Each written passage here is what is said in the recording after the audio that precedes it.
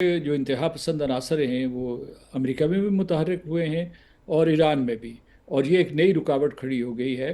لیکن جو ویسے دیکھنے میں سب سے بڑی رکاوٹ ہے وہ آبنۂ ہرموز کی ہے۔ آبنۂ ہرموز جو ہے وہ ایک قسم کا ایک بالکل مرکز بن گیا ہے، اور باقی تمام معاملات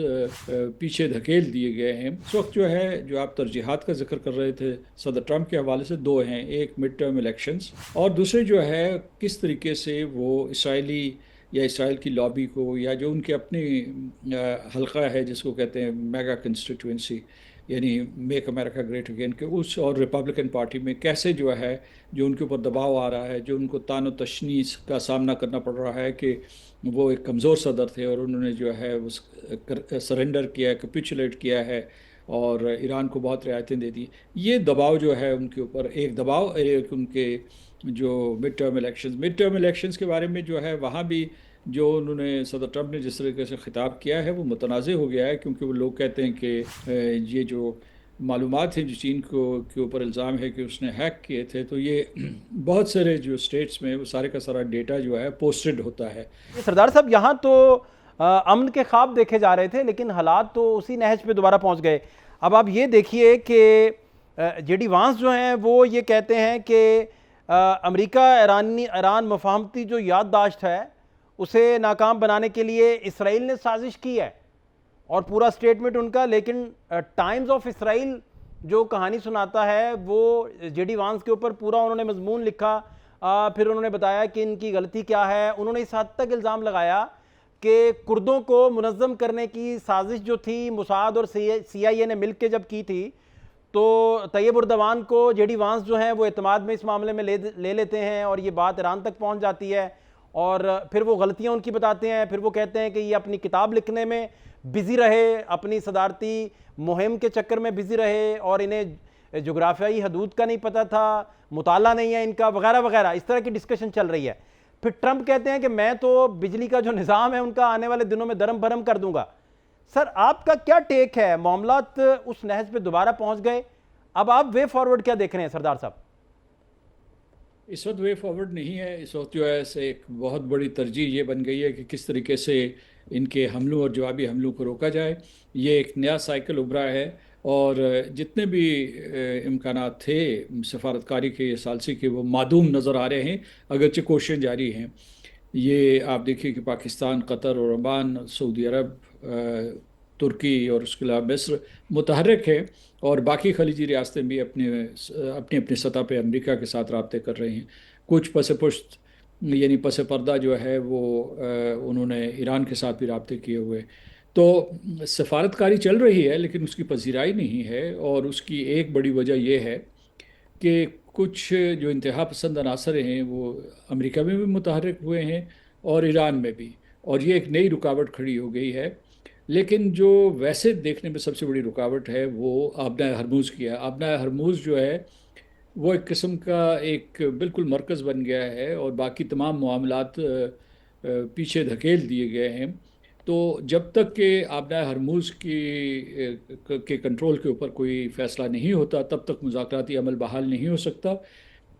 دوسرا خطرہ جو اس وقت پیدا ہوا ہے، جیسے کہ آپ نے خود کہا کہ یہ دونوں جو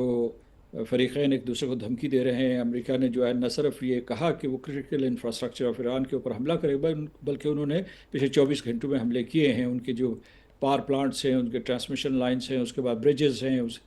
اور ریلوے ٹریکس ہیں یا ریلوے بریجز ہیں، ان کے اوپر حملے شروع ہو چکے ہیں۔ تو لیکن ایران نے ساتھ یہ دھمکی دی ہے کہ وہ بھی پورے کے پورے خلیجی ریاستوں میں، یا بلکہ پورے مشرق وسطیٰ میں اس قسم کے جوابی حملہ کریں گے۔ اور دوسرا یہ کہ ایک نیا محاذ کھل رہا ہے، اگرچہ وہ پورے طریقے سے نہیں کھلا، یعنی مطلب یہ کہ جو باب المندب والا جو ریڈ سی اور گلف آف ایڈن کے درمیان جو اسٹریٹ ہے، اگر وہ بھی حملوں کی زد میں آ گئی، کیونکہ آپ کو پتہ کہ سعودی عرب نے ان کے ہوائی اڈے کے اوپر حملہ کیا تھا، ہوتھیز کے ہوائی اڈے کے حملہ کیا تھا یمن میں، اور یمن نے جو ہے اپنے میسائل، بیلسٹک میسائلز جو ہے سعودی عرب کی طرف داغے ہیں۔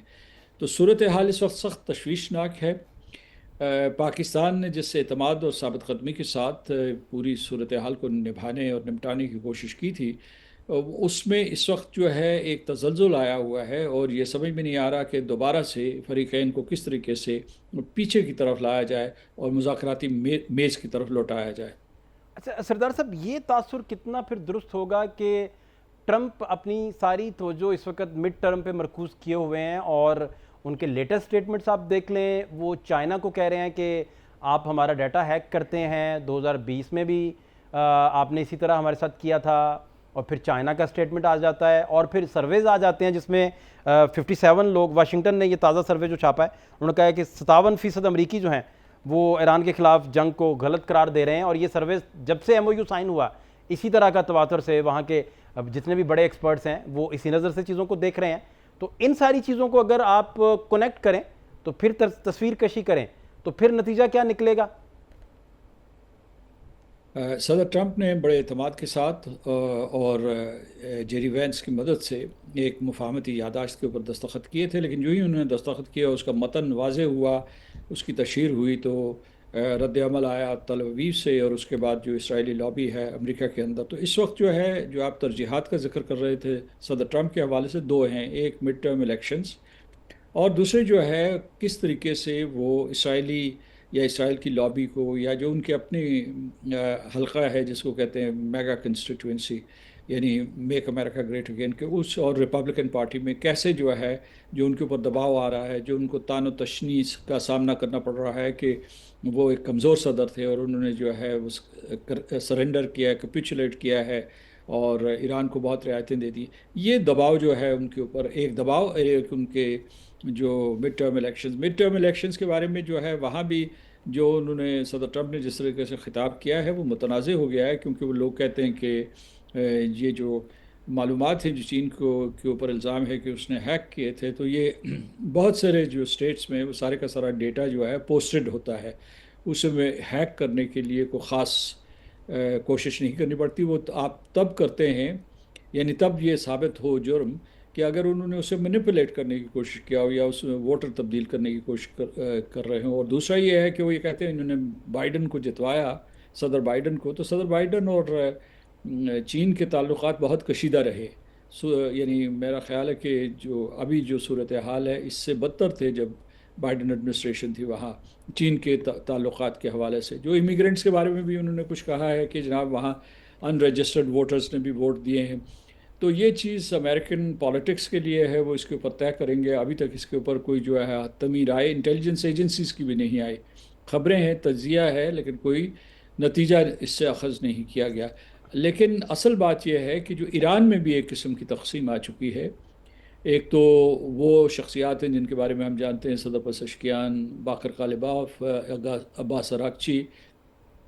جو مذاکرات کر رہے ہیں، لیکن ان کے پیچھے جو ہے جو افواج ہیں یا پاسداران انقلاب ہیں یا جو نظریاتی قیادت ہے ان کی، وہ اتنا امریکہ کے ساتھ مذاکرات کے حامی نہیں تھے، اگرچہ، اور پارلیمنٹ نے بھی جو ہے، پارلیمنٹ میں کی بھی کچھ کمیٹیز جو ہے متحرک ہوئی ہیں، اور ان کی طرف سے بھی جو مخالفانہ بیانات آنا شروع ہو گئے، تو اس وجہ سے صورتحال بہت الجھ گئی ہے۔ لیکن ہمیں مایوس نہیں ہونا چاہیے، پاکستان نے بہت کوشش کی ہے اور پاکستان کو اب پیچھے نہیں ہٹنا چاہیے، نہ مایوس ہونا چاہیے۔ ویسے نہ پاکستان مایوس ہے نہ پیچھے ہٹا ہے، کیونکہ گزشتہ ہفتے بھی جو ہے وہ اس کے مسلسل رابطے رہے ہیں علاقائی ممالک ٹھیک۔ سے، اچھا ان کی سردار صاحب، جو قیادت۔ آخری بات میں سر آپ سے سمجھنا چاہ رہا ہوں کہ ٹرمپ کا جو سٹیٹمنٹ تھا، ٹرمپ کہہ رہے تھے کہ میرا جو اکانومی کے ایکسپرٹس ہیں انہوں نے مجھے بتایا کہ ہمارے جو آئلز ہیں وہ باٹم کو، ٹینکرز کے باٹم کو چھو رہے ہیں، تو ہمیں یہ بتایا گیا کہ اگر ہم نے 8 جولائی سے پہلے تک ایم او یو سائن نہ کیا ایران کے ساتھ تو ہم ڈپریشن والے موڈ میں چلے جائیں گے۔ جب ہم 90s میں جب پوری زمین بوس ہو گئی تھی اکانومی ان کی تقریباً ایک ڈیکڈ کے لیے کم از کم، تو میں وہ ڈپریشن والا صدر بننا نہیں چاہتا۔ میں نے صدور کی ہسٹری پڑھی ہے، بہت سارے گریٹ تھے، بہت سارے عظیم تھے، کچھ نارملائز تھے وغیرہ وغیرہ، یہ باتیں انہوں نے سٹیٹمنٹ، یہ یکدم پھر بات ادھر ہی چلے گئی، پھر انٹرنیشنل مارکیٹ دوبارہ فلکچویٹ ہے، دوبارہ پرائسز بڑھ رہی ہیں، آبنہ ہرمز دوبارہ چوک ہے، امریکی ناکہ بندی دوبارہ جاری ہے۔ تو ان ساری باتوں کا نتیجہ پھر جو ٹرمپ بولتے ہیں اس کے بالکل اینٹی اور اپوزٹ کیسے جا رہا ہے، اور جے ڈی وانس پھر ٹھیک کہتے ہیں کہ اسرائیلی لابی جو ہے وہ دوبارہ سے کامیاب ہو گئی کہ ٹرمپ کو اس طرف لے چلے کہ جنگ کا جو ہے آغاز رکھا جائے واپس، اور یہ جو آپ بتا رہے تھے کہ یہ بڑا تشویشناک سرکل ہے جو دوبارہ شروع ہوا ہے؟ دیکھیے، صدر ٹرمپ جو ہے اپنی سیاسی ساکھ بحال کرنے کی کوشش کر رہے ہیں. جو انہیں کہا جا رہا تھا کہ وہ ہربرٹ ہوور ہیں جن کی وجہ سے great depression of the 30s آیا تھا، جس کا آپ نے ابھی حوالہ دیا ہے، تو اس سے اپنے آپ کو مطلب یہ ان الزامات سے بچانے کے لیے اس قسم کا سخت رویہ انہوں نے اختیار کیا ہے. میں سمجھتا ہوں اور کہ وہ لمبی جنگ نہیں چاہیں گے. لمبی جنگ وہ کیونکہ کیا سرائی ہو رہی ہے کہ وہ خارگ آئی لینڈ کے اوپر قبضہ کریں گے اور اس کے بعد کشم آئی لینڈ کے اوپر اور گراؤنڈ آپریشن شروع کریں گے اور کوئی 100,000 120,000 ٹروپس جو اتاریں گے. وہ ان کے لیے بہت نقصان دہ ہوگا اور پھر جو ہے ایک لمبی جنگ کا آغاز ہو جائے گا جو امریکہ کے مفاد میں نہیں ہے. ایران بھی جو ہے تباہ و برباد ہے، اس نے تعمیر نو کا کام شروع کرنا ہے. میرا خیال ہے کہ امریکہ صرف یہ چاہ رہا ہے کہ کسی طریقے سے آبنائے ہرموز کے اوپر کسی قسم کا کوئی معاہدہ ہو جائے تاکہ دونوں طرف جو ہے فیس سیونگ ہو جائے. ابھی فی الحال تو کوئی نظر نہیں آ رہا کیونکہ ان کا دو راہداریوں کے اوپر اتفاق نہیں ہو رہا. میں ابھی اعداد و شمار دیکھ رہا تھا آپ سے بات کرنے سے پہلے، تو جو ہے جو سینٹ کام نے کہا ہے کہ آبنائے ہرموز کھلا ہوا ہے، لیکن جو اعداد و شمار ہیں وہ یہ کہہ رہے ہیں کہ کوئی میرا خیال ہے کہ 8 سے بھی کم جہاز وہاں گزرے ہیں. ایک بلکہ جو ہے وہ یہ بتایا جا رہا ہے کہ 3 جہاز گزرے، اندر کوئی بھی نہیں گیا. یعنی میں پچھلے 24 گھنٹوں کی بات کر رہا ہوں. اور اندر سے کوئی تقریباً یعنی آبنائے ہرموز کے یعنی خلیج فارس کے اندر سے صرف 3 جہاز آئے ہیں. تو ان بیانات میں تضاد ہے. اور جو انہوں نے 2 راہداریاں قائم کی ہوئی ہیں، ایک جو ہے عمان کے ساحل سے متصل اور دوسری جو ہے ایران کے ساحل سے متصل، اس میں وہ نقل و حرکت نہیں آ رہی. لہٰذا یہ میں سمجھتا ہوں امریکہ، ایران، خلیجی ریاستیں اور پھر جو ہے پورے کا پورا یورپ اور ایشیا سارے کے سارے جو ہے اس توانائی کے بحران کو برداشت نہیں کر سکتے. اور